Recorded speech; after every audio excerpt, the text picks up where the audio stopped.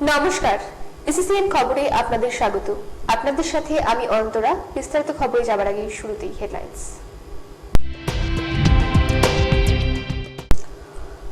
আসন্ন পুরসভা ভোটের লক্ষ্যে দিনহাটা পুরসভার উন্নয়নের খতিয়ান তথা রিপোর্ট কার্ড প্রকাশিত হলো। পুর নির্বাচনকে সামনে রেখে প্রার্থীদের নাম না করে দেয়াল লিখন বিজেপি তৃণমূলের। সরিষার তেলের ট্রাকে করে ফেন্সিডিল পাচার হচ্ছে। আসছি বিস্তারিত খবরে। আসন্ন পৌরসভা ভোটের লক্ষ্যে দিনহাটা পুরসভার উন্নয়নের খতিয়ান তথা রিপোর্ট কার্ড প্রকাশিত হল। রবিবার দিনহাটা নৃপেন্দ্র নারায়ণ স্মৃতি সদনে এই রিপোর্ট প্রকাশিত হয়। এই উপলক্ষে এক সভায় উপস্থিত ছিলেন জেলা তৃণমূল কংগ্রেস সভাপতি কীরেন্দ্রনাথ বর্মন, জেলা তৃণমূল কংগ্রেসের চেয়ারম্যান বিধায়ক উদয়ন গুহ, দিনহাটা পৌরসভার প্রশাসনিক বোর্ডের চেয়ারম্যান গৌরীশঙ্কর মাহেশ্বরী, উত্তরবঙ্গ রাষ্ট্রীয় পরিবহনের চেয়ারম্যান পার্থপ্রতিম রায় প্রমুখ। এদিনের এই সভায় কোচবিহার জেলা তৃণমূল কংগ্রেস চেয়ারম্যান বিধায়ক উদয়ন গুহ দিনহাটা পুরসভা এলাকার উন্নয়নের বিভিন্ন তথ্য তুলে ধরেন। তিনি বলেন, গত লোকসভা নির্বাচনে বামফ্রন্টের প্রার্থী হয়ে নির্বাচনে লড়াই করেছি এবং জিতেছি। অভিজ্ঞতার মধ্য দিয়ে এটা উপলব্ধি হয়েছে, দিনহাটা পুরসভার উন্নয়ন করতে গেলে মমতা বন্দ্যোপাধ্যায়ের হাত ধরতে হবে। তাই তো উন্নয়নের স্বার্থে তৃণমূল কংগ্রেসে যোগ দিয়েছি। তিনি বলেন, আমি পুরসভার চেয়ারম্যান থাকাকালীন দিনহাটা পুরসভার বেশ কিছু নতুন ড্রেন নির্মাণ করা হয়েছে এবং পুরনো ড্রেন সংস্কার করা হয়েছে। এছাড়াও বেশ কিছু ফুটপাত তৈরি করা হয়েছে। দিনহাটা নৃপেন্দ্র নারায়ণ স্মৃতি সদনকে শীততাপ নিয়ন্ত্রিত করা হয়েছে। দিনহাটা শহরের বহু রাস্তা মেস্টিক রোড হিসেবে তৈরি করা হয়েছে। উদয়নবাবু বলেন, আগামী দিনে দিনহাটা শহরে একটি সুইমিং পুল তৈরি করা হবে। এছাড়াও একটি ইনডোর স্টেডিয়াম যাতে তৈরি করা যায় সেই বিষয়ে প্রচেষ্টা চালানো হবে। তিনি বলেন, দিনহাটার বিভিন্ন এলাকায় অপরাধ দমনের জন্য প্রচুর পরিমাণে সিসিটিভি ক্যামেরা লাগানোর ব্যবস্থা করা অত্যন্ত জরুরি। সভায় জেলা তৃণমূল কংগ্রেস সভাপতি কীরেন্দ্রনাথ বর্মন বলেন, কোচবিহার জেলায় 6টি পৌরসভা রয়েছে, তার মধ্যে একমাত্র দিনহাটা পৌরসভা এই রিপোর্ট কার্ড প্রকাশ করল। আগামী দিনে যাতে কোচবিহারের সবগুলি পৌরসভা এই রিপোর্ট কার্ড প্রকাশ করে তার জন্য উদ্যোগ নেওয়া হবে। এদিনের সভায় দিনহাটা শহরের বিভিন্ন ওয়ার্ড থেকে সাধারণ মানুষ উপস্থিত ছিলেন। এসিসিএন খবর, দিনহাটা। পুর নির্বাচনকে সামনে রেখে প্রার্থীদের নাম না করে দেয়াল লিখন বিজেপি তৃণমূলের। পুর নির্বাচনকে সামনে রেখে ইতিমধ্যে প্রচার শুরু করে দিয়েছে রাজ্যের শাসক এবং বিরোধী দল।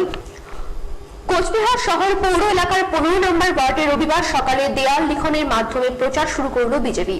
পাশাপাশি মাথাভাঙ্গার 7 নম্বর ওয়ার্ডে দেয়াল লিখনের মাধ্যমে প্রচার শুরু তৃণমূলের। পাখির চোখ পৌর নির্বাচন। কোচবিহার দক্ষিণ বিধানসভা কেন্দ্রের বিধায়ক নিখিল রঞ্জন দে বলেন, পৌরসভাগুলির লাগাম ছাড়া দুর্নীতি 2022 পৌর নির্বাচনে প্রধান হাতিয়ার হয়ে উঠতে চলেছে। কোচবিহারের 6টি পৌরসভায় জয়লাভের দাবি করেন তিনি। প্রার্থী নির্ধারিত না হলেও দেয়াল লিখনের মাধ্যমে প্রচার শুরু হয়েছে আজ থেকে, এমনটাই জানান তিনি। একই সঙ্গে সম্প্রতি দিনহাটা উপনির্বাচনকে কড়া ভাষায় কটাক্ষ নিখিল বাবু। তিনি বলেন, উপনির্বাচনের সময় বিজেপির কার্যকর্তাদের ভয় দেখিয়ে আতঙ্কিত করে আটকে রাখা হয়েছে। পাশাপাশি তিনি এও দাবি করেন, বিগত বিধানসভা সাধারণ নির্বাচনে কোচবিহারের সবকটি পৌরসভাতেই ব্যাপক ভোটে জয়লাভ করেছিল বিজেপি। আগামী দিনে এই জয় অব্যাহত থাকবে। সেখানে ব্যাপক ছাপ্পা হয়েছে, সন্ত্রাস হয়েছে, রিগিং হয়েছে। আমরা টিভির মিডিয়া পর্দাতে দেখেছি সেই সমস্ত। কাজেই আমরা চাই যে মানুষ তার বিরুদ্ধে রুখে দাঁড়াক, মানুষ এগিয়ে আসুক এবং যদি সত্যিকারের ইলেকশন হয় তাহলে তৃণমূল কংগ্রেসের এখানে পশ্চিমবঙ্গে কোনো রকম স্থায়ী হবে না। কোনো রকম এখানে তারা দাঁত ফুটাতে পারবে না, বোর্ডও গঠন করতে পারবে না। সেই জন্য আমরা মনে করি যে এখানকার কুচবিহারে আমরা যারা শান্তিপ্রিয় নাগরিকরা আছি তারা বিগত দিনে যেভাবে ইলেকশন হয়েছে সেইভাবে ইলেকশন যদি হয় তাহলে আমরা এখানে অবশ্যই বোর্ড গঠন করব, সেই বিষয়ে কোনো সন্দেহ নেই। আজকে সকাল থেকে কি করলেন?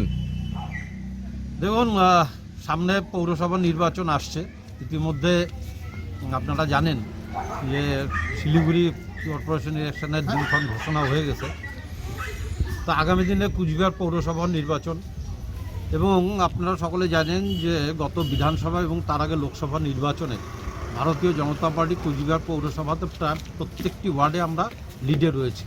শুধু প্রত্যেকটি ওয়ার্ডে নয়, আমাদের যে 82টি বুথ আছে সেই 82টি বুথের মধ্যে 1-2টি বুথকে বাদ দিলে বাকি সবকটি বুথে আমরা ব্যাপক মার্জিনে লিডে আছি। আর এই যে পৌরসভা, এই পৌরসভার দীর্ঘদিন যাবৎ পৌরসভার কোনো রকম ইলেকশন হচ্ছে না, তার সাথে সাথে পৌরসভার যে ব্যাপক দুর্নীতি, পৌরসভার কাজে মানুষ, কুচবিহারের মানুষ অসন্তুষ্ট। না এখানে পানীয় জলের ব্যবস্থা আছে, না এখানকার ড্রেনেজ সিস্টেমের ঠিক আছে, না এখানকার রাস্তাঘাটের সংস্কারের ব্যবস্থা ঠিক আছে, যার ফলে আমরা আগামী দিনে কোচবিহার পৌরসভার যে নির্বাচন, সেই নির্বাচনে কে পাখির চোখ করে এখানকার এলাকার মানুষকে স্বচ্ছ দুর্নীতিমুক্ত একটা পৌর প্রশাসন উপহার দিতে চাই। আর সেই উপলক্ষ নিয়ে আজকে আমরা দেয়াল লিখন শুরু করেছি বিভিন্ন জায়গাতে আমাদের ইতিমধ্যে দেওয়াল লিখনের কাজ শুরু হয়েছে।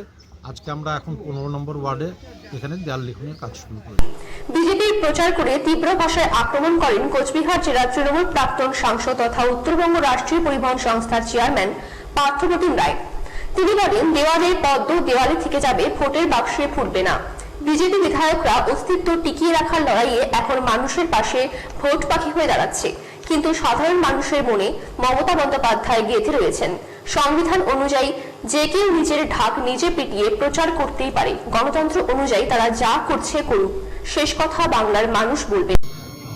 ওই তাদের দেওয়াল লিখন দেওয়ালেই থেকে যাবে, পদ্ম দেওয়ালেই শুকিয়ে যাবে, পুকুরে আর ফুটবে না, বিজেপির পদ্ম।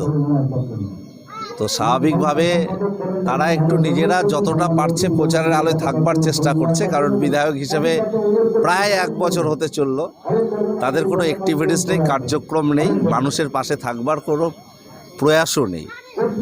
ভোট আসলেই ভোট পাখি হয়ে তারা শুধু নিজেদের প্রচার করার জন্য একটু মরিয়া হয়ে থাকে। সেটা করুন, গণতান্ত্রিক দেশ এবং বাংলায় গণতন্ত্র সকলের জন্যেই প্রযোজ্য, যেটা ত্রিপুরায় নেই। ত্রিপুরাতে বিরোধী প্রার্থীদের প্রতিদিন আক্রান্ত হতে হয়েছে পৌরসভা নির্বাচনে।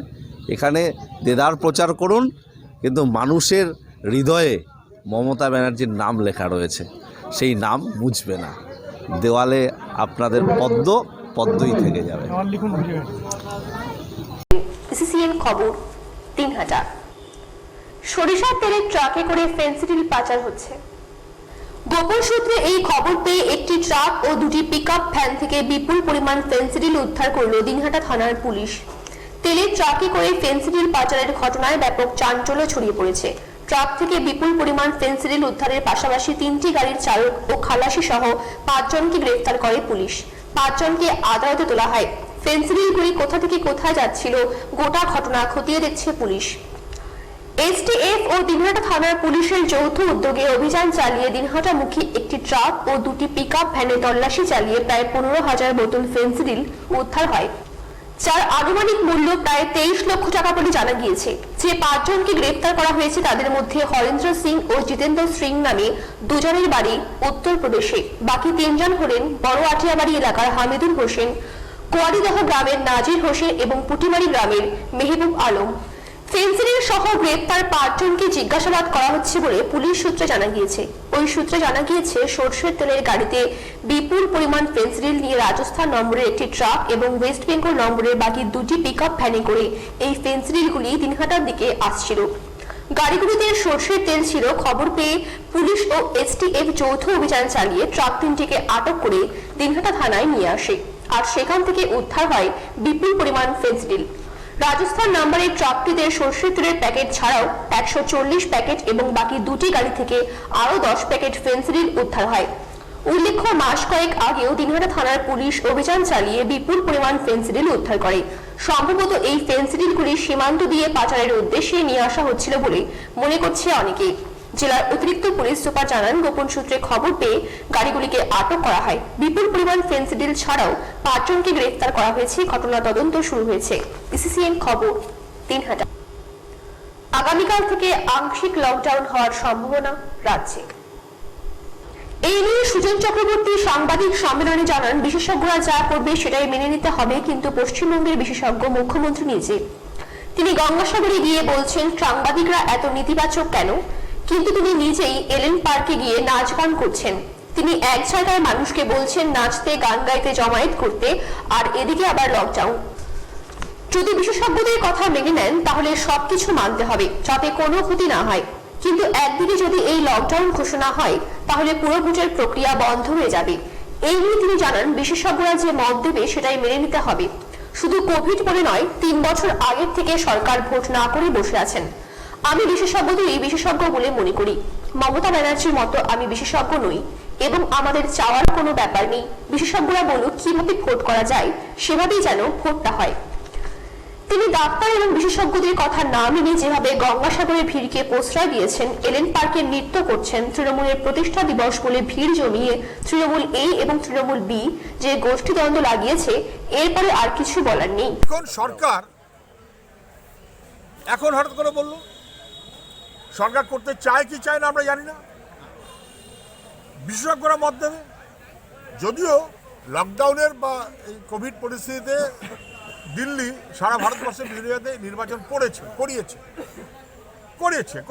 আমাদের রাজ্যেও হয়েছে।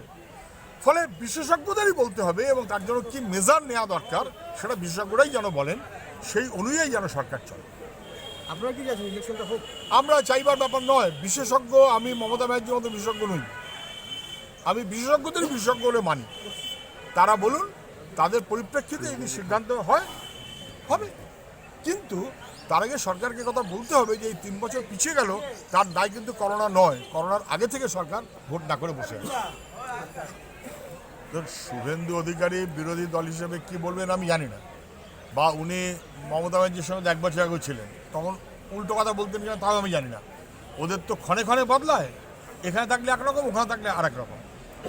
আমাদের তার উপর কমেন্ট করার কোনো মানে নেই। আমি আবারও কথাটা স্পষ্ট করছি যে যেভাবে অ্যালেন পার্কে মুখ্যমন্ত্রী নিজে উপস্থিত থেকে ডাক্তারবাবুদের পরামর্শ বাদ দিয়ে প্রশ্রয় দিয়ে গেছেন ভিড়, গঙ্গাসাগরে গিয়ে যে ভিড়কে উনি প্রশ্রয় দেওয়ার কথা বলেছেন, তৃণমূলের প্রতিষ্ঠা বার্ষিকীর নামে যে নৃত্য পরিচালনা হয়েছে, ওটাকে নৃত্য বলে কিনা আমি জানি না, তাকে কেন্দ্র করে যে হাজার হাজার লোক, এবং তাও দুদলে ভাগাভাগি করে মারামারি, তৃণমূলের এ আর তৃণমূলের বি, এইগুলো এই সংকটটাকে অনেক বাড়িয়ে দিল।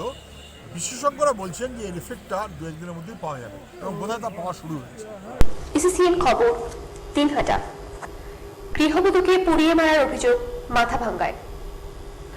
বছরের দ্বিতীয় দিন মাথাভাঙ্গা হাজরাহাট ছাট পাখিহাগা এলাকায় এক গৃহবধূকে পুড়িয়ে মারার অভিযোগ উঠল তার পরিবারের বিরুদ্ধে।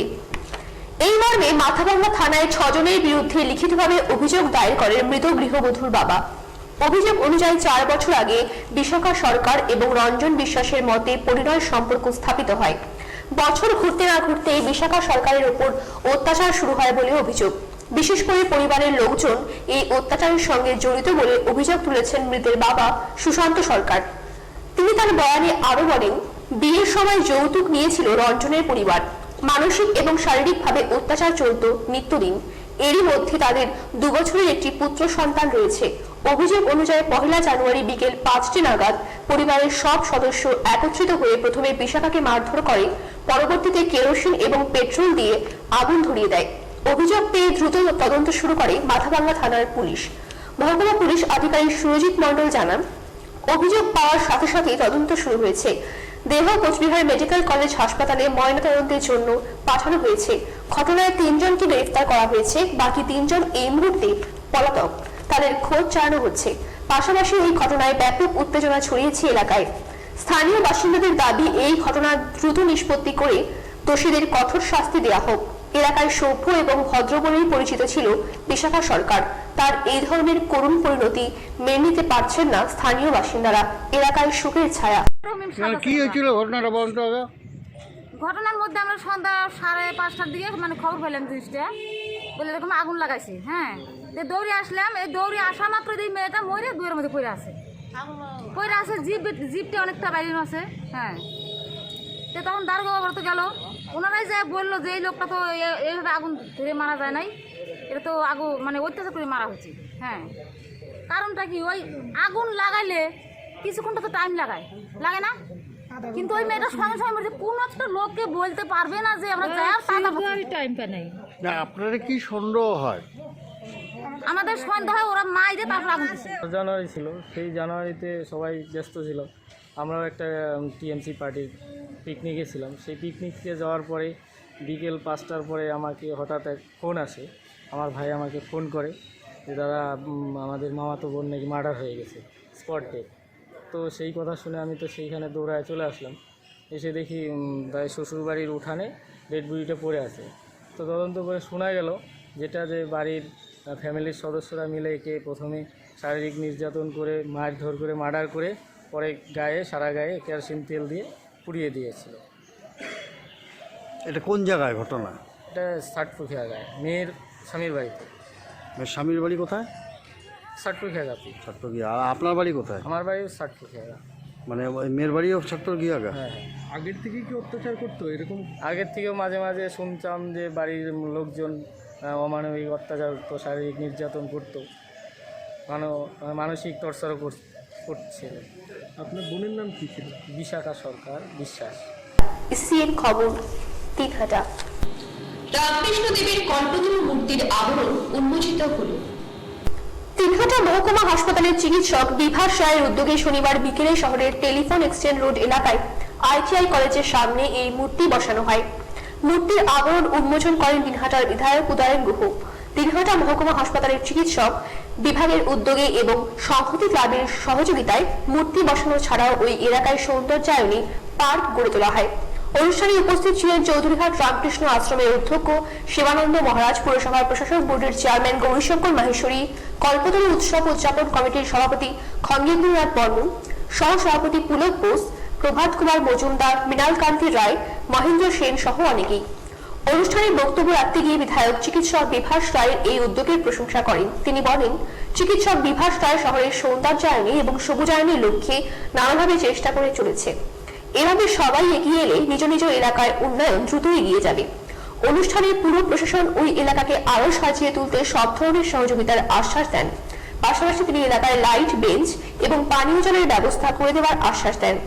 পাশে ফাঁকা জায়গায় কমল গুহ এবং নেতাজির মূর্তি বসানোর পরিকল্পনা নিয়েছে কল্পতরু উৎসব উদযাপন কমিটি বলে জানান পুলক বোস। ইসিসিএন খবর, দিনহাটা। ইসিসিএন খবর এখনকার মতন এই পর্যন্তই। আপনারা দেখতে থাকুন ইসিসিএন খবর, সবার মাঝে সবার সাথে।